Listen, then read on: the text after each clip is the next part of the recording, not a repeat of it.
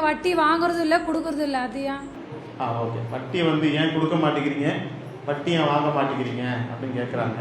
காசை கொடுத்து வட்டிக்கு வாங்கணுன்ற மனநிலை வந்துருச்சுன்னு வைங்களேன். இப்போ நான் 1,00,000 ரூபாய் வட்டிக்கு விட்டா எனக்கு 10,000 ரூபாய் லாபம் வருதுன்னா நான் தர்மமாக கொடுப்பேனா? தர்மம் கொடுக்க மாட்டேன், கடனும் கொடுக்க மாட்டேன். ஏற்கனவே அவன் கஷ்டத்தில் தான் என்ன செய்யறான், உதவிக்காக நிற்கிறான். ஒரு காய்கறமா நீங்கள் கோயம்பேட்டில் போய் பாருங்க, நடந்து கொண்டிருக்கக்கூடிய விஷயத்த சொல்கிறேன். கோயம்பேடு மார்க்கெட்டில் 5,000 ரூபாய் முதலீடு இல்லாமல் வட்டிக்கு வாங்குறாங்க. அதுக்கு எவ்வளோ வட்டி தெரியுமா? 1,000 ரூபாய் வட்டி. காலையில் 4,000 ரூபாய் வாங்குவாங்க, 5,000 ரூபாய் திருப்பி கொடுக்கணும், அவ்வளோ வட்டி. அல்லது 5,000 வாங்கிட்டா 6,000 திருப்பி தரணும். காலையில் வாங்கி மாலைக்குள்ளாக 1,000 ரூபாய் ஒரு காய்கறிக்காரமாக வட்டி கட்டினா வாழ்க்கையில் முன்னேற முடியுமா? அவங்களுக்கு கிடைச்சது அந்த 1,000 கூட இருக்காது. அப்ப இஸ்லாம் என்ன செய்யுது, உன்கிட்ட ஒருத்தன் உதவி கேட்கிறான்னு சொன்னா கடனா கொடு. அல்லாஹுக்காக அழகிய கடன் கொடுப்பவர்கள் யார் என்று குர்ஆன் கேள்வி எழுப்புது. ஒரு மனிதனுக்கு நீ செய்யக்கூடிய உதவி இருக்குதுல, அது இறைவனுக்கு செய்த உதவியாக இறைவன் பார்க்கிறான். மறுமை நாளையில விசாரணை மன்றத்துல ஒரு மனிதன் நிற்பான்.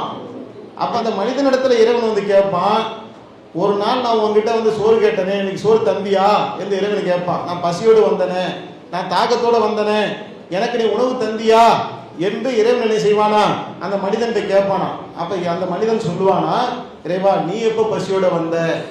இந்த மனிதன் பசியோட வந்தாலும் உங்ககிட்ட தாகத்தோட வந்தால அவனுக்கு நீ உணவளித்திருந்தால் என்னுடைய திருப்தியை நீ கண்டிருப்பாய் என்று இறைவன் சொல்வதாக முகமது நபியுடைய போதனைகள்ல பார்க்கிறோம்.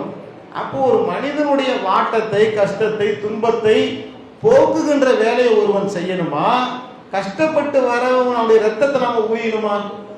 இன்னைக்கு வட்டியின் கொடுமையினால் எவ்வளவு பேர் தற்கொலை பண்ணிக்கிறாங்க, எவ்வளவு பேர் ஊரை விட்டு ஓடுறாங்க, எவ்வளவு பேர் மீளவே முடியாம 1,00,000 ரூபாய்க்கு வட்டிக்கு வாங்கி 5 லட்ச ரூபாய் வட்டி கெட்டவங்களும் இருக்காங்க. இதே தமிழகத்துல வாங்கினது 1,00,000, வட்டி கெட்டது 5 லட்சம். அப்போ ஒரு மனிதனை முன்னேறவே முடியாத அளவுக்கு முடக்கி போடக்கூடிய ஒன்றாக செய்து இந்த வட்டி இருக்கின்ற காரணத்தினால் தர்மமாக கொடுங்க, முடியல அழகிய கடனா கொடுங்க. கடனை திருப்பி தர முடியாம கஷ்டப்பட்டாக்க அந்த கடனுக்கு நீங்க அவகாசம் கொடுங்க. அந்த அவகாசத்துல கொடுக்க முடியாவிட்டால் தள்ளுபடி செய்யுங்க என்று இஸ்லாம் என்ன செய்து மனித குலத்தின் மீது அன்பு கொண்டு ஒரு உபதேசத்தை சொல்லுகின்றது. அதனால தான் இந்த மனித குலத்துக்கு எதிராக இருக்கக்கூடிய யாராவது வட்டிக்கு உறவனை நேசிப்பாங்களா? உங்களை நீங்க இருக்கீங்கல்ல, வட்டிக்கு உறவனை யாராவது நேசிப்பீங்களா? விரும்பவே மாட்டீங்க. அந்த வாங்கி வட்டி கட்டுறவங்க அவன் சபிச்சுக்கிட்டு தான் கொடுப்பான், நாசமா போயிடுவான், என் வயிறு எரிஞ்சு நான் கொடுக்குறேன், இப்படி தானே கொடுப்பாங்க. புண்ணியமா நீ நல்லா இருப்பா என் வட்டி காசை வாங்கி அப்படி நீங்க சொல்லுவீங்களா? அப்ப மனிதனுடைய சாபத்துக்குரிய ஒரு காரியமாக, இறைவனுடைய சாபத்துக்குரிய ஒரு காரியமாக என்ன செய்து அந்த வட்டி இருக்கின்றது. அதனால் இஸ்லாம் என்ன செய்து, நீங்க வட்டிக்கு வாங்காதீங்க, அந்த வட்டிக்கு துணை போகக்கூடிய வகையில வட்டி கொடுக்கவும் செய்யாதீர்கள் என்று இரண்டையுமே முகமது நபி அவர்கள் தடை செய்தார்கள். ஜகாத் என்ற ஒரு சிஸ்டத்தை கொண்டு வந்தாங்க. 2.5% உங்களுடைய வருமானத்துக்கு ஜகாத்து கொடு, அதன் மூலமாக வறுமையை ஒழிக்கக்கூடிய ஒரு வழிமுறையை இஸ்லாமிய மார்க்கம் காட்டியிருக்கு. அப்படி காட்டி நடைமுறைப்படுத்தி முகமது நபி அவர்கள் வறுமையை ஒழித்தும் காட்டினார்கள். வட்டியின் அடிப்படையில் அமைக்கக்கூடிய பொருளாதாரத்தினால் வளர்ச்சி வராது.